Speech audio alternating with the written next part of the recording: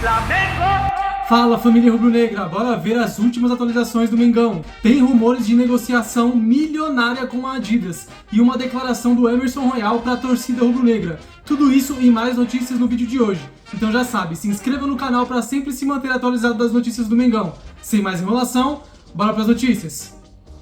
O Flamengo é o único carioca que não entra em campo essa semana. O rubro-negro se prepara para enfrentar o Juventude no próximo domingo. A missão é quebrar o tabu de 28 anos sem vencer no Alfredo Jaconi. Liberados pela seleção uruguaia, Arrascaeta, que seria poupado contra o Chile, e Varela, com suspeita de pubalgia, são reintegrados ao grupo. O lateral vai ser reavaliado pelo departamento médico. A boa notícia para Felipe Luiz é que Jorginho, poupado na última partida com dores na coxa, está de volta aos treinamentos e não preocupa para o final de semana. Já falamos muito sobre esse assunto, vamos falar agora de uma notícia que saiu essa segunda-feira lá no Jornal o Globo, assinada pelo jornalista Lauro Jardim. Flamengo renegocia contrato com a Adidas. Depois de fechar com sua nova patrocinadora master, o maior contrato de patrocínio da história do futebol da América Latina, o rubro-negro abriu negociações para rever os valores do seu acordo com a fornecedora de material esportivo. A expectativa é de que a Adidas aumente os valores para se alinhar à nova realidade financeira do clube. Internamente, a cúpula do Flamengo entende que todos os contratos comerciais devem ser ajustados de acordo com a força do mercado da marca. Bom, depois dessa informação, procurei o Flamengo. Vou até ler aqui exatamente o que a pessoa me disse. Perguntei, falei o nome da pessoa, bom dia. Essa informação do Lauro procede? A pessoa respondeu, mentira total, zero verdade. Mais do mesmo. 10 dias sem jogos do Flamengo, o mundo enlouquece e inventam de tudo. Zero. Isso é que me impressiona. Não é que houve alguém procurando o clube, sugerindo algo, mandar alguma ideia. Não teve nada disso. Zero. E aí procurei a Adidas e a informação em off, eles não quiseram falar em on, mas em off, a informação que eu obtive com pessoas da Adidas é que não procede.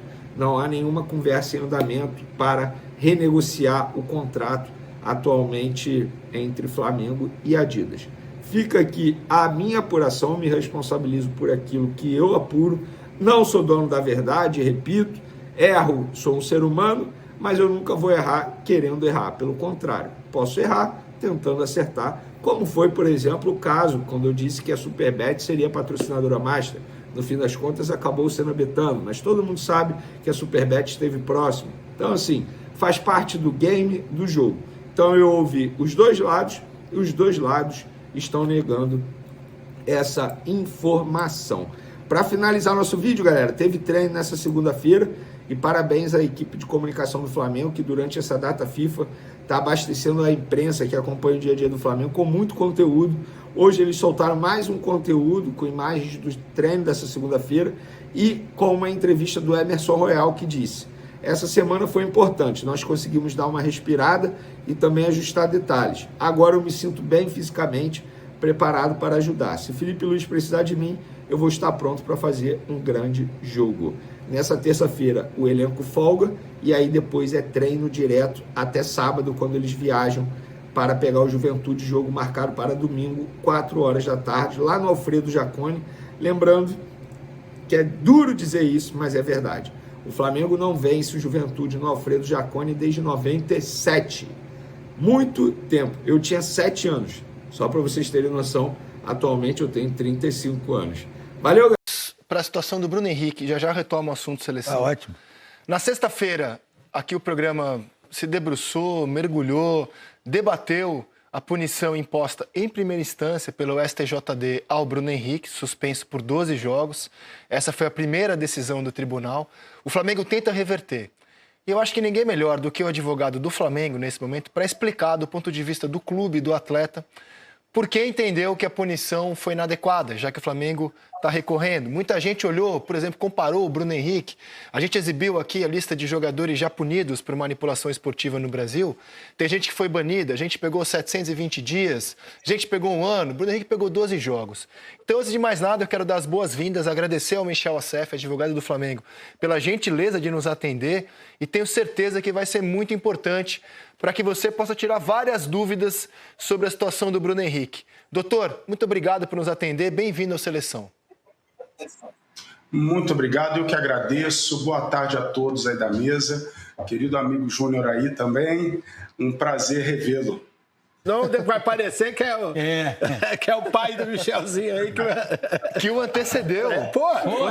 Na função. Perfeito. Mas doutor, vamos lá.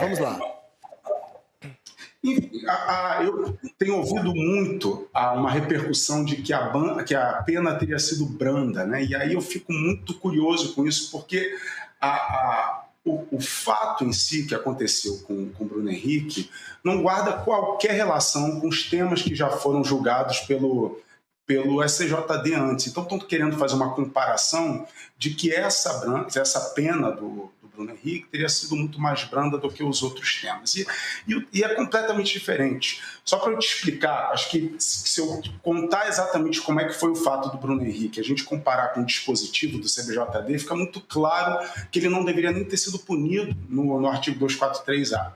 Então, o que aconteceu? O que se pretende na realidade, evitar é uma fraude dentro do jogo, né? É por isso que as punições mais severas elas vêm punir uma fraude ao jogo, algo artificial que não estava planejado, ou seja, alguma combinação fora do jogo para que dentro do jogo algo artificial aconteça, ou seja, com isso você está fraudando o jogo, você está deixando que o jogo seja natural, né? E nos outros temas aconteceu exatamente isso, ou seja, pessoas foram abordadas, atletas combinando determinadas jogadas dentro do campo, exatamente para se favorecerem fora do campo. Isso não aconteceu com o Bruno Henrique. O Bruno Henrique ele já planejava tomar o terceiro cartão amarelo. O terceiro cartão amarelo não é atitude antiética, não é atitude antidesportiva. E a própria Justiça Desportiva já se debruçou desde 2011 sobre esse tema, então faz parte do jogo, faz parte da estratégia do jogo. Portanto, não houve nada artificial dentro do campo do que estava planejado. Então, quando muito, o que aconteceu foi uma informação privilegiada. Então, portanto, olha o que diz o artigo do CBJD onde ele foi punido. Atuar de forma contrária à ética desportiva com o fim de influenciar o resultado de partida, prova ou equivalente. Isso não aconteceu. Ou seja, não é uma atitude contrária à ética desportiva, porque o terceiro cartão é permitido, e ele não pretendia influenciar o resultado da partida. Ele queria tomar um terceiro cartão para ficar fora do jogo contra o Fortaleza e poder jogar contra o Palmeiras. Então, o que ia acontecer se ele não levasse aquele terceiro cartão ali, o Flamengo já ia deixar ele de fora contra o Fortaleza para não correr o risco dele levar um terceiro cartão exatamente no jogo contra o Fortaleza.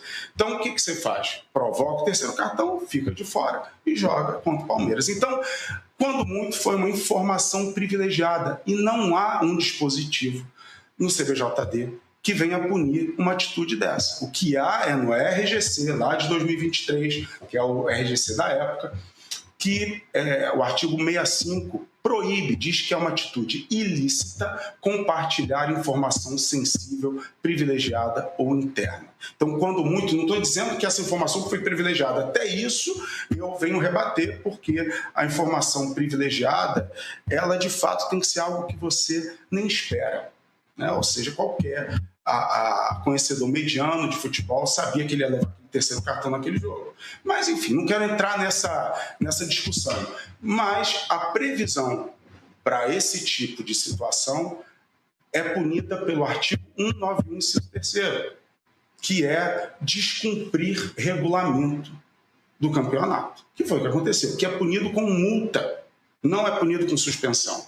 Então, tentar criar algo, ou seja, o que está acontecendo é uma marola de que a pena foi branda, porque estão comparando com os fatos anteriores e não tem absolutamente nada a ver. Como eu disse aqui, esse fato não se enquadra nesses dois dispositivos, nem 243, nem 243A. Ele se enquadra, sim, ao que está previsto no RGC, e descumprimento de regulamento é punido pelo artigo 91, que é multa.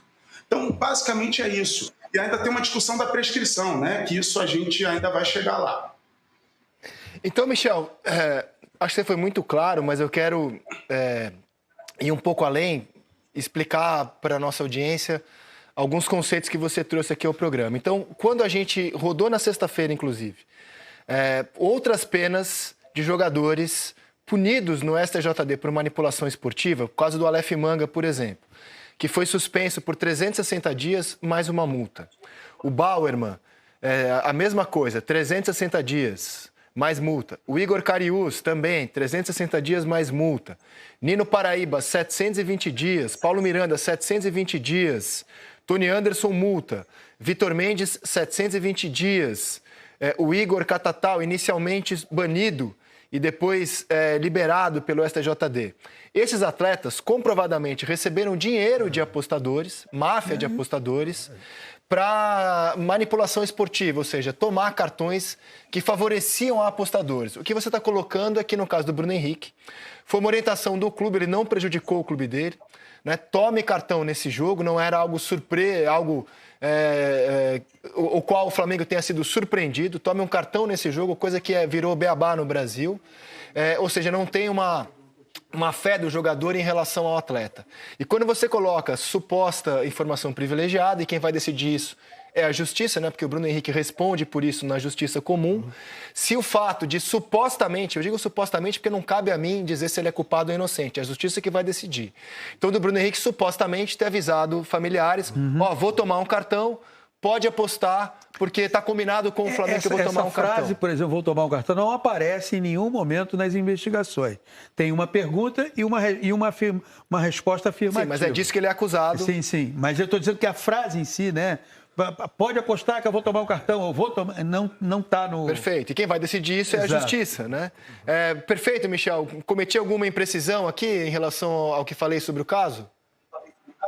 Não cometeu nenhuma imprecisão, é isso mesmo, ou seja, a pena grave é exatamente para evitar que algo artificial aconteça no jogo, algo que tenha sido combinado fora das quatro linhas, e aí sim fazer uma alteração do que seria algo natural no jogo, o que não é essa nem a acusação. Nem isso ele está sendo acusado. Inclusive, a Procuradoria da Justiça Desportiva, ela pede subsidiariamente a condenação exatamente no artigo 191. Ela pede, óbvio, artigo 243, 243A, e caso assim não entenda a Justiça Desportiva, que então considere que essa informação privilegiada está prevista no RGC e, portanto, tem que ser punido pelo artigo 91, que é descumprir o regulamento. A própria Procuradoria admite isso. Então, é exatamente o que você disse.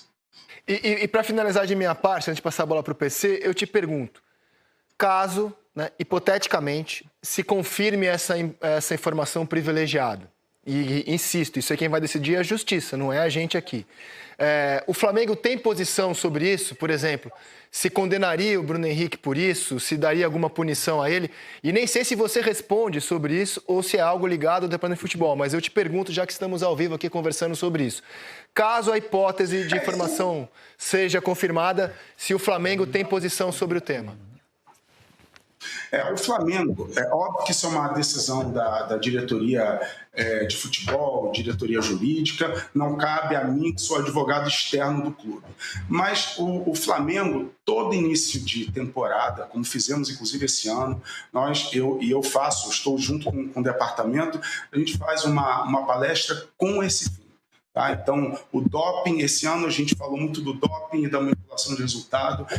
Obviamente que o Flamengo rechaça qualquer tentativa, a gente deixa muito claro isso para os jogadores, isso é proibido e é óbvio que pode ser tomada alguma providência dentro do clube, não sei nesse caso específico. O Flamengo, como disse, fez questão de estar na defesa do Bruno Henrique porque entendeu a situação. Tá? Entendeu que, na verdade, aquilo ali era algo esperado e que, portanto, não, o terceiro cartão que eu digo, né, era algo que o Flamengo mesmo esperava, ou seja, a acusação estava passando do limite e precisava que o Flamengo desse as mãos a ele nesse tempo. Obrigado, doutor. PC? Doutor Michel, boa tarde. Em relação a essa questão na esfera esportiva, a impressão que eu sempre tive é que os argumentos utilizados pelo senhor na defesa foram perfeitos, inclusive pela distinção entre alguém que recebeu dinheiro para intencionalmente receber um cartão amarelo e alguém que seguiu apenas uma diretriz do departamento de futebol do clube. Porque essa distinção tem que ser feita e em tempos de redes sociais elas não são feitas. Coloca-se tudo no mesmo liquidificador e aí rende polêmica e vamos nessa. Agora, em relação à justiça comum, onde há também um processo, qual vai ser a estratégia? Ou é a mesma estratégia ou haverá pontos diferentes na abordagem da defesa do Bruno Henrique? PC, na realidade, quem cuida do caso na Justiça Comum é outro advogado, né? É uma outra banca de advogados, então eu não posso falar exatamente pela defesa pessoal dele no âmbito da Justiça Comum. Mas é óbvio que o que vai se...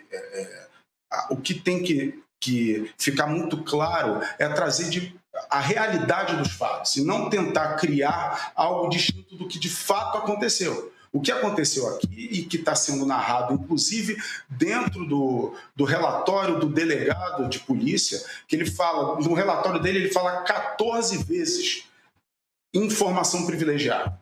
Ou seja, o que aconteceu, segundo ele, segundo as investigações, foi uma informação privilegiada.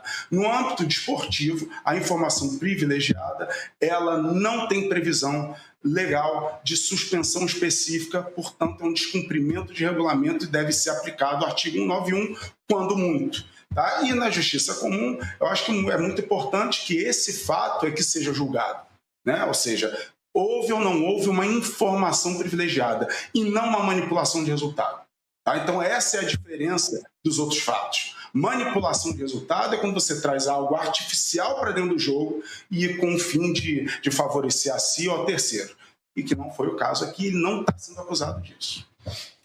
Então é isso aí, nação. Esse foi mais um vídeo de hoje. Se você chegou até aqui, não se esqueça de curtir o vídeo, comentar bastante para ajudar o YouTube a empurrar esse vídeo para mais rubro-negras e rubro-negros. E por último, mas não menos importante, ative as notificações do canal para sempre que o vídeo sair, você ser um dos primeiros rubro-negros a ficar informado das atualizações do Flamengo, beleza?